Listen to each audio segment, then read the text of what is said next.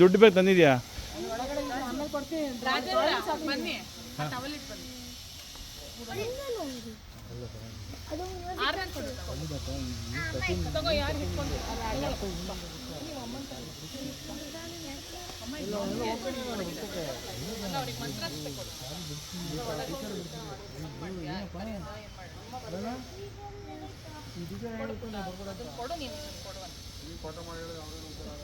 ಬಟ್ಟೆ ಇಟ್ಕೊಂಡಿದ್ಯಾ ಸಂಧ್ಯಾ?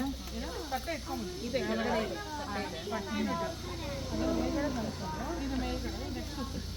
ನಿನ್ನ ಕೈಯಲ್ಲಿ ಏನಿದೆ?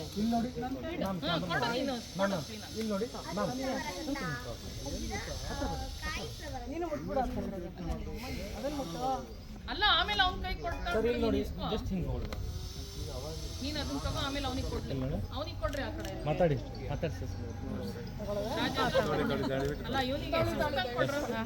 ಸೋದರ ಮಾವಿಂದ ಪಟ್ಟೆ ಪೀತಾಂಬರ, ವಜ್ರ ಕವಚ,